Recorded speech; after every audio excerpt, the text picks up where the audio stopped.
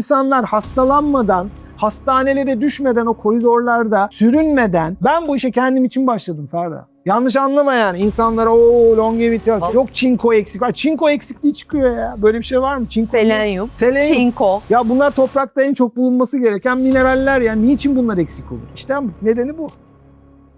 Yaşlanmayı yavaşlatmanın çaresini artık biliyoruz. 2 yaş insan ömründe çok önemli diyorsunuz. Doğru. Siz söyleyin, hangi yaşlar onlar? 40-45 arasında o yaşa gelince pat bir şey oluyor. Bir anda genetik shift. Genler bir anda böyle bir değişiklikle. Ama o adam doğru şeyleri yapmış olsa o çöküş gelmeyecek. En büyük sektörün yaşlı bakım sektörü olacağı söyleniyor. Longevity önemli. Kendinize iyi bakın. İşte o enflamasyon. İşte o beyin sisi denen şey. Böyle artık böyle hiçbir şey duymak istemiyoruz falan ya. Bir bardak su artı tuz. Gece kaybettiğini yerine koy diyorsunuz. Ne oldu? Kortizon zaten yüksek. Biraz daha yükseltti. Su da içmedin. Hiçbir şey yapmıyorsun. Güne öyle başladın. Aç karnına kahveyi de içtim. Al sana enflamasyon. Profesör Doktor Kaan Yılancıoğlu ile söz verdiğimiz üzere 2. bölümde sizlerleyiz. Kitabı görmeyenler için göstereyim. Longevity ile her yaşta kalıcı gençlik, yaşlanmaya meydan oku. İlk bölümde izlemediyseniz epey bir meydan okumamız vardı. 2. bölümde de Kaan Hocam meydan okumaya devam edeceğiz. Aynen. Çok önemli bir şey öğrendim sizden. 2 yaş insan ömründe çok önemli diyorsunuz. Doğru. Siz söyleyin, hangi yaşlar onlar? Ferda, bir çalışma yapıldı. Çok enteresan. İnsanların belirli bir yaşa kadar sağlıkla yaşarken, belirli bir yaştan sonra hastalıklarının neden daha fazla ortaya çıktığının aslında bize neden olduğunu söyleyen bir çalışmaydı bu. Genlerimiz belirli bir yaşa kadar çok düzgün çalışırken 40-45 arasında bir anda genetik shift, yani genetik bir değişiklik meydana geliyor. Ve bambaşka bir şekilde bir çöküş yaşıyoruz o yaşlarda. Bu birçok insanda görüntülenmiş. Ve bu ilk kırılma noktası. Oraya kadar çok iyi her şey. Genciz yani oraya kadar. Tamam, Her süper. şey çok iyi. Metabolizma çok iyi, her şey çok iyi. Ama o yaşa gelince pat bir şey oluyor. Genler bir anda böyle bir değişiklikle farklı çalışmaya başlıyor. Biri ilk o. İkincisi de 60'lar. 65, 68, 70'lere doğru. 5'leri falan kaçıranlar en azından 60'a bir Evet. baksın. Oraya kadar bir stabil bir durum var. Orada da böyle bir şey oluyor. Pat. İkinci bir çöküş geliyor. Ya sanki orada bir alarm var gibi Ferda. Alarm. Yani biyolojik saatin alarmı bir 40'larda çalıyor. Bir de 60'larda çalıyor. Bir üçüncü var, o da 80'lere doğru. Orada da bir çalıyor. Ve daha sonra seni böyle yavaş yavaş, hani diyoruz ya 40'ta adam bir anda çöktü. Hep değil mi vardır? Ve adam hayır 60 yaşında bir anda çöktü. Ama o adam doğru şeyleri yapmış olsa o çöküş gelmeyecek. Gelmeyecek demesek de daha ileride gelecek. Daha ileride. İşte zaten longevity. Biyolojik yaşı Evet. öteye atmak. Öteye atma. Yine gelecek. Şu anki bilimimize göre, şu an bilgilerimize göre Öleceğiz. Öleceğiz. Hala öleceğiz Ferda'cığım. Yapacak bir şey yok. Hala ona yapacak bir şey yok daha. Ölüme çare yok. Ama yaşlanmayı yavaşlatmanın çaresini artık biliyoruz. Yani o 40'larda gelen o alarm sana hop 55'lerde gelecek. Veya 60'ta gelecek. O 60'ta gelen alarm sana 80'de gelecek. 80'de gelen 100'de gelecek. İşte yüzü devirmiş olacaksın. İşte o zaman da yüzü Ama bu da olacak. sürünerek bir yüz değil. Değil, normal. Gayet sağlıklı. Gayet sağlıklı bir şekilde yaşayacaksın o noktaya kadar. Size bir şey söyleyeyim mi Kaan Hocam? Ölebilmek bile artık bir mesele günümüzde. Evet, maalesef. Görüyorsunuz insanların halini. Evet. Modern yaşamlar bir de daha bireysel yaşamlar hayatlarımıza getirdiği için Doğru. ben hep diyorum bizler anne babasına bakabilen nesildik. Doğru. Nesliz de hala. Doğru. Ama bence bize bakan olmayacak, o yüzden longevity önemli. Kendinize iyi bakın. 2040'larda diyor, Türkiye'de de dahil dünyada en büyük sektörün yaşlı bakım sektörü olacağı söyleniyor. Yani biz de dahiliz buna. 2040, 2050. Yani bu Y kuşağı yaşlandığı zaman yani düşenin Dostu olmaz. durumuna geleceğiz. Ve ben bütün arkadaşlarıma söylüyorum. Kendinize iyi bakmak zorundayız. Maalesef o yüzden en ileri sektör, en ileri bu yaşlı bakım ve longevity işte alanı. Bugün adı longevity, bu arada yarın Başka bir şey olur. olabilir. Ama önemli olan işte sağlıklı yaş almak. O kıymetli. Hiçbirimizde enerji yok. Böyle enerjimiz düşük ve bunu da normalmiş gibi kabul ettik. Ay diyoruz tamam 2 uyuyayım geçer ya da şunu yapayım şöyle olur. Ama kalıcı. Kalıcı. Niye enerjimiz düşük? Çünkü mitokondrilerimiz hasarlı. Mitokondrilerimiz özellikle belirli bir yaştan sonra mitokondriyal biyogenez dediğimiz hücrelerin içinde mitokondri diye bir organel var. Mitokondri. Senin karaciğerin gibi vücudunun o da hücrenin içinde bir organ.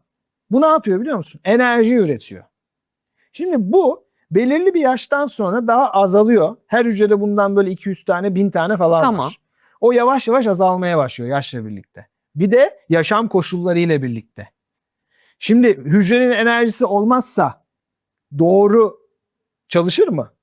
Hücre çalışamazsa doku çalışabilir mi? Doku çalışamazsa organ çalışabilir mi? Organ çalışamazsa da sistem çöküyor. En önemli problemlerin başında bu mitokondriyal biyogenezin yavaşlaması, mitokondrilerin daha az çalışması. Şimdi NAD diyoruz ya, o işte NAD'lar ne yapıyor? Mitokondrilerin çalışmasını sağladığı için bu kadar kıymetli şu anda. O yüzden işte terapileri var bunun, NAD terapileri, işte onunla ilgili bir şey biliyorsun. Ya böyle damardan falan alınmalar doğru mu? Yani Sağ ol doğru hocam. diyemem. Çünkü onun da çalışmasını yaptılar. Damardan verdikleri zaman NAD'ı bir gün boyunca, bir gün 3 gün boyunca böyle kalıcı değil. Aktive oluyor. Sonra direkt eski haline dönüyorsun. Ne yapacağız peki onu aktif tutabilmek İşte için? onu egzersizle aktive tutacaksın. Egzersiz en iyi şey, en iyi yani mitokondrileri çalıştıran, işte o yorgunluğu alan. Hani insanlar egzersiz yaptıktan sonra diyor ya sabah spora gidiyorum bütün gün böyle fişek gibi. Evet. Neden? Dopamin yüklüyorsun. İşte dopamin, serotonin, endorfinler, işte bunlar mitokondrilerin de sayısının artmasını, mitokondrilerin de daha iyi çalışmasını sağlayarak sana ne yapıyor? Enerji yüklüyor. Harika. Vücudumuzda bizi sessiz sessiz öldüren bir durum var ama hiçbirimiz bilmiyoruz. Enflamasyon, vücuttaki sessiz yangın. Doğru. Vücudumuzda böyle bir durum olduğunu nereden anlarız? Bize nereden en çok işaret veriyor?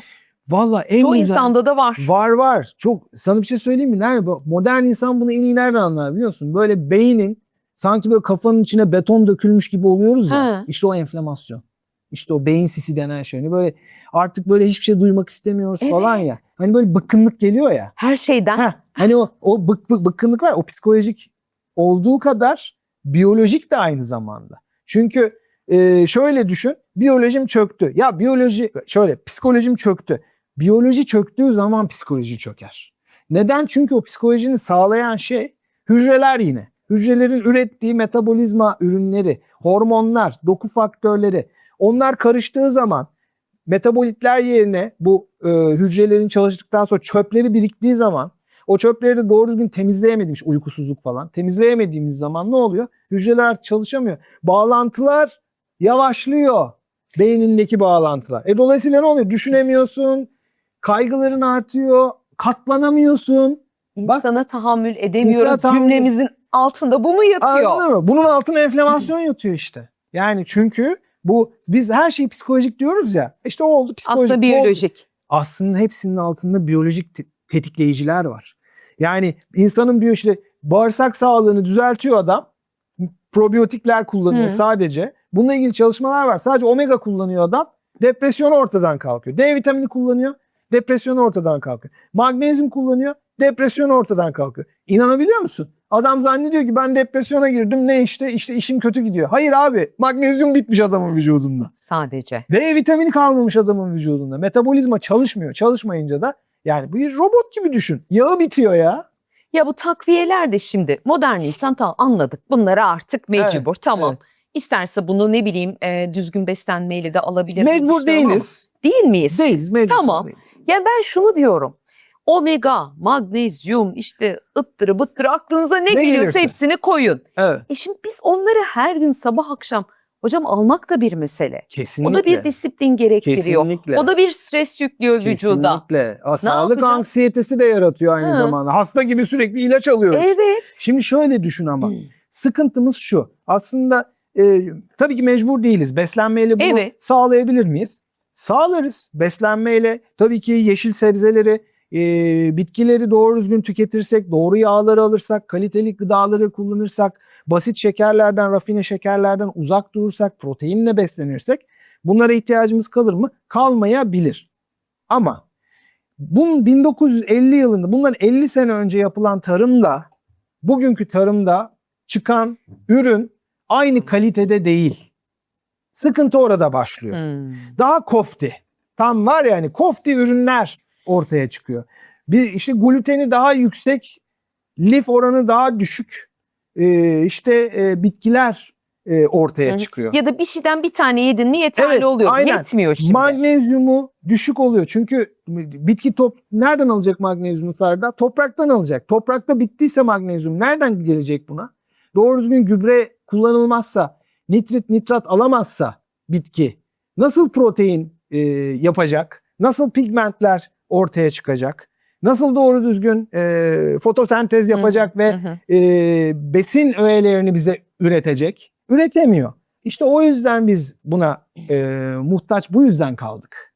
O yüzden hepimiz yok D vitamini eksik, yok bilmem ne eksik, yok işte magnezyum. O yüzden yok çinko eksik. Çinko eksikliği çıkıyor ya. Böyle bir şey var mı? Çinko, selenyum, çinko. Ya bunlar toprakta en çok bulunması gereken mineraller ya. Niçin bunlar eksik olur? İşte nedeni bu.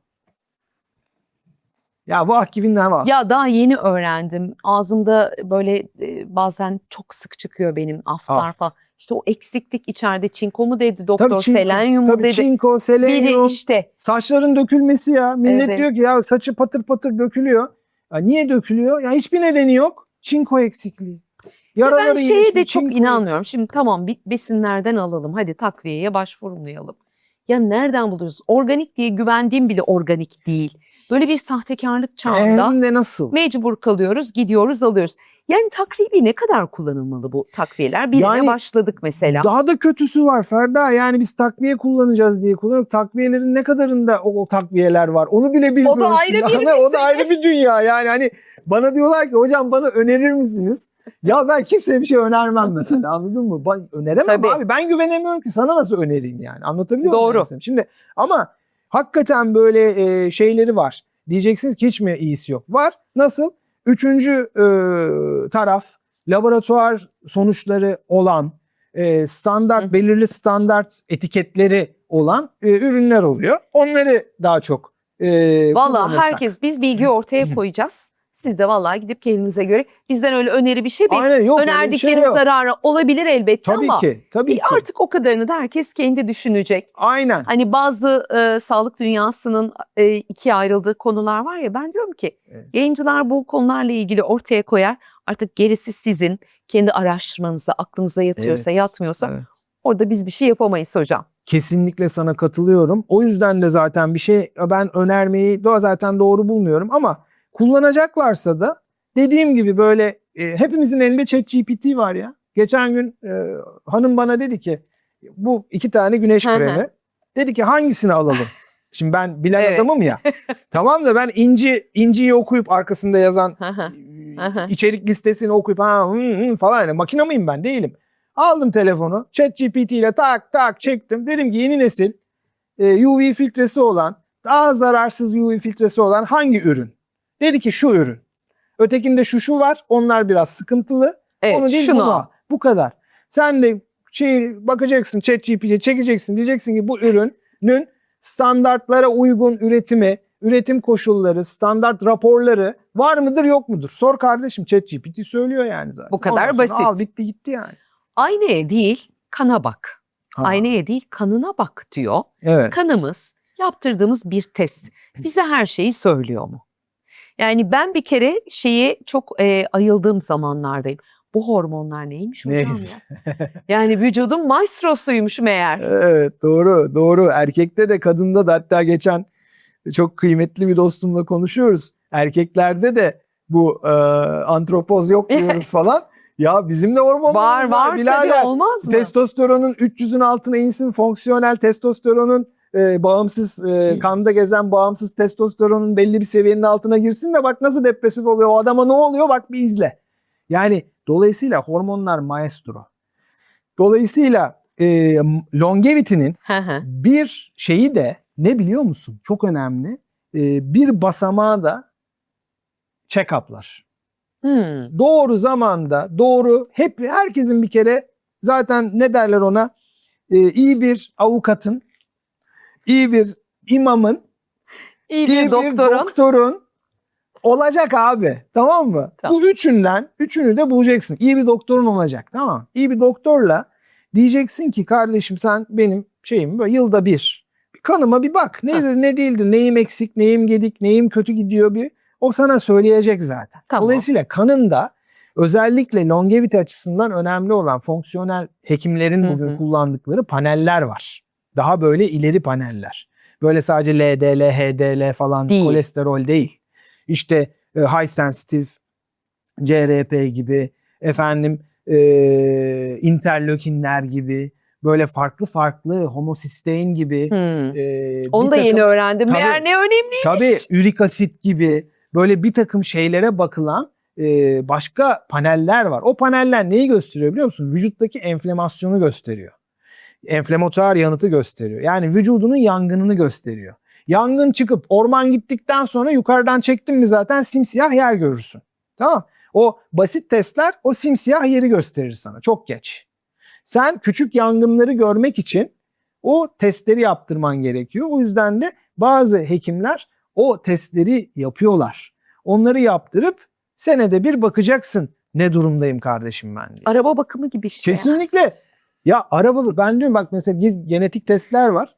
Söylüyoruz mesela ya genetik test yaptırın diyoruz mesela. Evet. Gayet güzel. İnsanın yol haritasıdır. Nerede nasıl yaptıracaklarını bilmiyor ama insanlar Kaan Hocam. Yani evet biraz öyle bir problem var. Uzmanlara danışabilirler işte yani. Sonuçta uzmanlara danıştıkları zaman yani bizlere söyledikleri zaman ne yapayım nereye gideyim dedikleri zaman söylüyoruz biz şuraya gidin buraya gidin diyoruz. Ama durum şuna geliyor ya o ne gerek var hocam diyor tamam mı? Ya yılda bir kere kan testi bile ya ne gerek var diyor. Ama arabasına her yıl kaskosunu yaptırıyor. Arabasının bakımını kaçırmıyor ve bununla övünüyor. Ya bu arabadan daha mı kıymetsiz ya Ferda? Şu Olur mu arabadan ya? Ya daha olur mı kıymetsiz ya? Ya ben bunun için arabama kasko yaptırmam. Ben bunun bakımını yaparım ya. Bırak yani. Kesinlikle. Aslında beyin vücudumuzda en son yaşlanan mı? Aslında beyin çok kuvvetli bir organ. Evet. O 70 yaşında bir beyin 30 yaşında gibi olabilir mi? olabilir. Olabilir. Daha bile genç olabilir. Allah Allah. Ama nasıl? İyi bakarsan. Yine iyi bakarsan. Çünkü beyin biliyorsun sinir hücreleri çok az bölünebilen. Hatta bölünme kapasitesi çok düşük hücreler. Ama yıllar boyunca 100 yıl, 150 yıl dayanabilecek kadar öyle organize olmuşlar. O şekilde.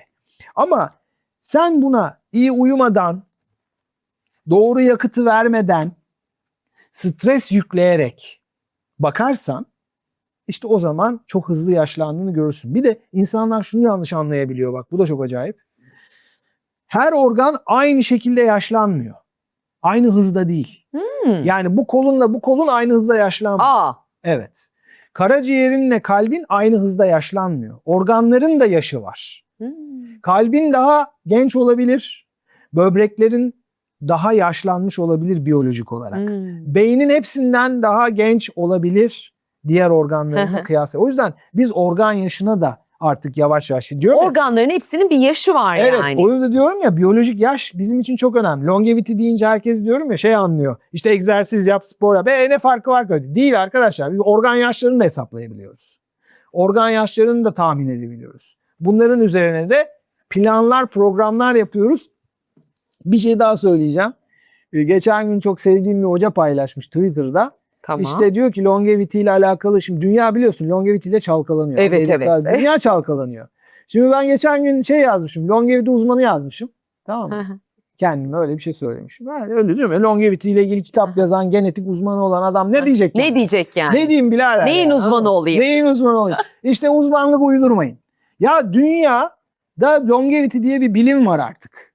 Ya bırakın. Artık böyle bir o uzmanlığı bu uzmanlığı ya yok efendim ya dünyadaki tek uzmanlık iç hastalıkları uzmanlığı değil. Artık dünyada yeni uzmanlıklar var.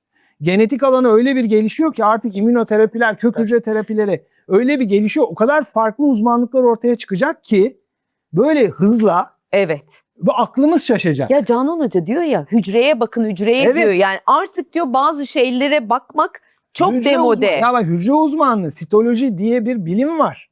Longevity de artık bir bilim oldu işte. Onu söylemeye çalışıyorum. Şimdi şu anda peptit ayrı tarafından gidiyor. Protein ayrı taraftan gidiyor. Genetik ayrı taraftan gidiyor. Moleküler biyoloji ayrı taraftan gidiyor. Klinikle karıştırılıyor. Her şey klinik değil.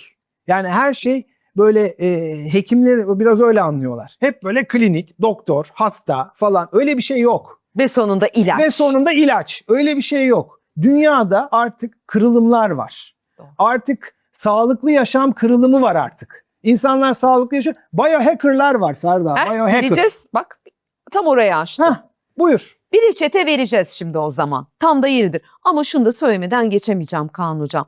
Çok fazla longevity ile evet ilgilenen var ama bana göre genetik bilimiyle o kadar iç içe bir şey ki bence doğru bir yerden devam ediyorsunuz. Tamamen o. Tamamen o. genetik. Moleküler. Bugün bak, ben izliyorum, bir sürü sevdiğim ve takip ettiğim hekim arkadaşım var.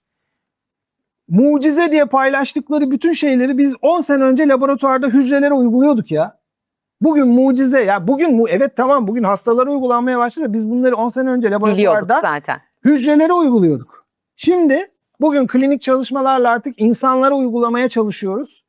Ve bunların hepsi mucize oluyor. Şu anda kullanılan bütün terapiler moleküler biyolojinin ürünleridir ya. O kadar basit. Kitap bir daha göstereyim mi? Lütfen. Göstereyim.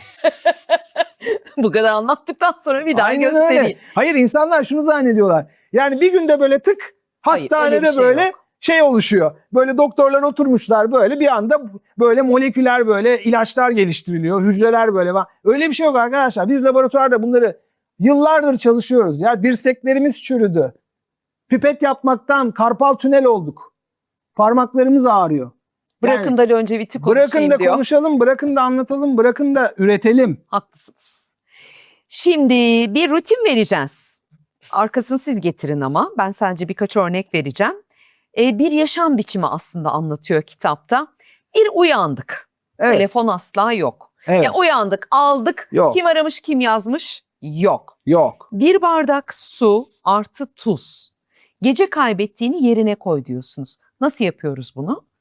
Şimdi ben şöyle diyorum. Mesela günlük mutlaka bir mineral suyu her insanın tüketmesi lazım. Tamam. Neden? Çünkü dediğim gibi neyi alamıyoruz dedik? Magnezyum yok, doğru tuzlar yok. Tuzumuz bile rafine tuz. Yani bak, Canan Hoca gene orada Ya, şey yapacak. Anlıyorum Eli hep. öpülesi insan değil mi? Evet, eli öpülesi insan. Orada bile diyor ki ya kaya tuzu, tamam mı? Veyahut da deniz tuzu. Neden? Çünkü orada diğer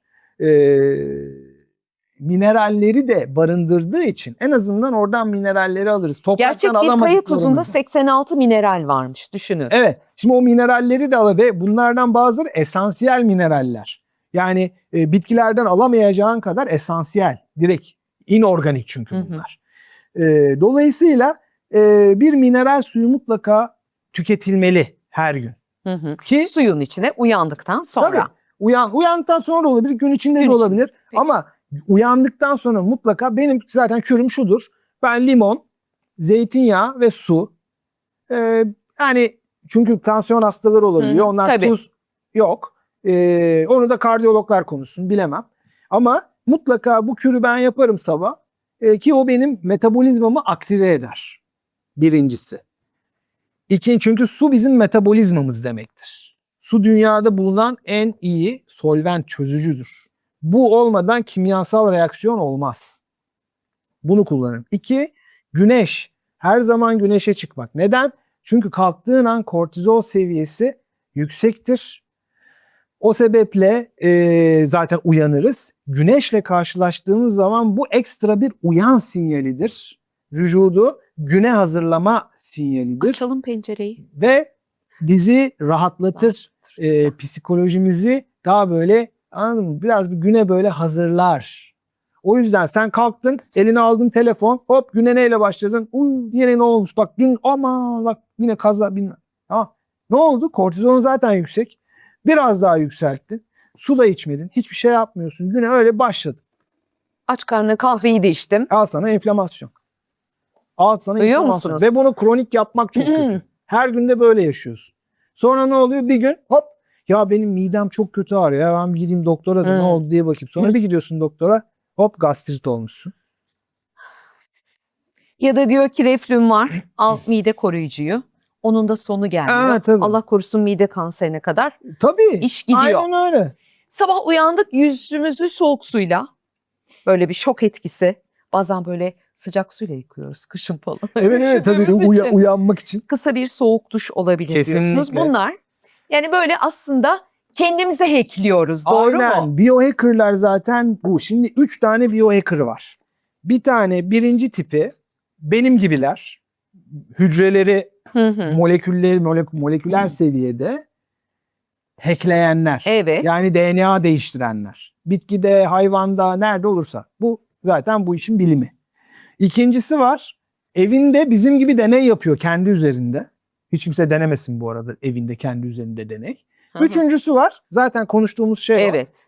İşte böyle sabah su içerek, hormonlarını dinleyerek, sirkadyen ritmine göre yaşamaya çalışarak, kendi bünyesine göre genetik yatkınlıklarına göre beslenerek, genetik yatkınlıklarına göre spor yaparak ve kan değerlerine göre önlem alarak bu tarz kendini optimize eden insanlar var. İşte bunlar biohacker ve dünyada şu an bunlar o kadar fazla ki. Doğru.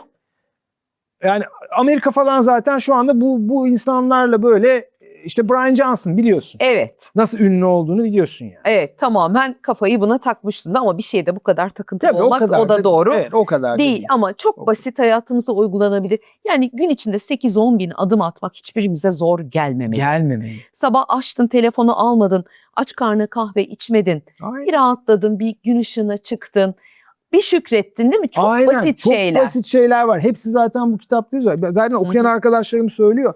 Ya hocam bu kadar basit miydi bu iş diyorlar Evet, ya. bu kadar basit. Evet yani bu kadar basit yani. Yani adama diyorum ki şekeri diyorum bırakın. Basit şekeri bırakın. Bir ay sonra diyorum gelin konuşalım tekrar. Tabii. Bana diyor ki beynimiz nasıl çalışacak o zaman?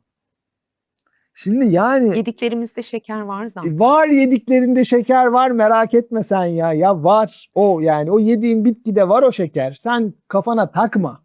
Bir de Bize yalan söylediler diye çevireceğim o şarkıyı. Bana aynen yalan ya, söylediler. bize yalan söylüyorlar. Yalan söylüyorlar. Neden? Çünkü bunların abi satılması lazım tabii yani bunların Tabii. ya. Şimdi ben artık bunun reçetesini vermeyeceğim. Kusura bakmayın. Kitabı alın, okuyun.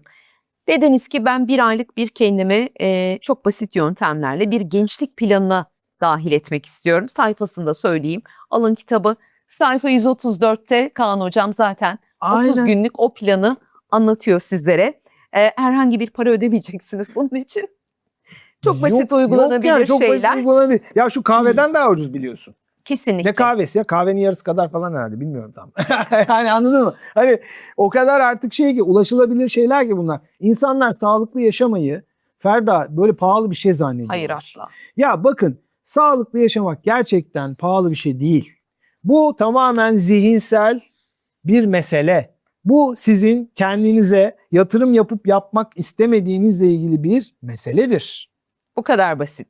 Hem bedenen hem hafıza olarak yine bakınız Canan Karatay hala program yapıyoruz biz ve inanılmaz bir hafızası var. Bak Tabii. bir tane hatırlayamadığı bir şey yok. Yaşı da 83 hocanın bildiğim kadarıyla. Evet, aynen öyle. 70 yaşında bile kendini 30'unda hissedebilirsin diyor. Biz bugün bu programları niye yapıyoruz? İleride hepimizin gideceği yaşlar belli. Biliyoruz ki hepimiz o emaneti teslim edeceğiz ama Aynen. sürünerek ölmek istemiyoruz. Aynen. Bunun örneklerini çokça görüyoruz. Aynen öyle. Değil mi Aynen, hocam? Aynen öyle. Elimizden geleni yapıyoruz Ferda'cığım. Yani hiçbir şey yapmamaktan iyidir. Bir sıfırdan iyidir. İyidir. Biz o biri seçtik. Yani sıfırı seçenler bizi bazen eleştiriyorlar. Yani amaç sadece uzun yaşamak değil, kitapta olduğu gibi sağlıklı yaşamak, zihni güçlü tutmak, çökmeden yaşamak, vücudun alarmlarına dikkat etmek. Kesinlikle öyle. Bir de kitabı almak mı diye. Kesinlikle. Yani kitabı alsınlar. Hatta bir şey söyleyeceğim ya kitabı ister alsınlar ister almasınlar zorlamayalım kimseyi de yani. Almaya da bilirsiniz ama lütfen şunu bilin. Sağlıklı yaşamak zengin işi değil. Bu longevity şu an ünlü oldu. Evet hepiniz böyle şüpheyle de bakıyorsunuz. Ya gene ne kitleyecekler bize diye. Ya bir şey kitlemiyor kimse. Burada Sağlıklı yaşam reçetesi var. Sağlıklı yaşlanmak istiyor bu Aslında insanlar. uzun yıllardır üstü yalanlarla Evet. örtülenleri ortaya çıkaran bir bilim dalı. çıkartıyoruz. Ve insanlar hastalanmadan, hastanelere düşmeden, o koridorlarda sürünmeden, bakın kim olduğu önemli değil. Hastane koridorlarında muhtaç kalmadan, ailenize muhtaç kalmadan ayakta durabilmeniz için çaba sarf ediyoruz. Ki neden biliyor musun? Ben bu işe kendim için başladım Ferda. Yanlış anlama yani. İnsanlara o longevity çok... Valla hocam da hiç yaşını göstermiyor. Bir de muhteşem, hani şey gibi değil. Longevity şeyi geldi. Dur ben öyle moda şeyi de değilim. Evet, Moda evet. ürünü de değilim. Ben kendim bunu yaşıyorum. Bunu kendim yaşıyorum. O yüzden her zaman söylüyorum. Yemeği çok mu kaçırdın? Çok mu kaçırıyorsun? Hop dur. Uykunu uyuyamıyor musun? Hop dur. Egzersiz yapmıyor. Bak gösterdim sana şurada egzersiz Çok basit. geçen Birinci programda. bölümde var, izleyin. Birinci bölümde egzersiz. Yapamıyor. Çok kolay ya. Ben şimdi mesela hesabımda egzersizler paylaşıyorum. Hiçbir şey olmadan egzersiz, cime falan hiçbir şeye ihtiyacın olmadan yapabiliyorsun bunları. O yüzden bu insanlara şunu söylemek en güzeli bence. Kendiniz, vücudunuz en kıymetli hazineniz. Tek varlığımız. Bak arabamız, evimiz, eşimiz, dostumuz hiçbir şey bizim değil Ferda. Her şey sonlu. Evet, bunu da biliyoruz ama şu beden var ya, bu bizim her şeyimiz.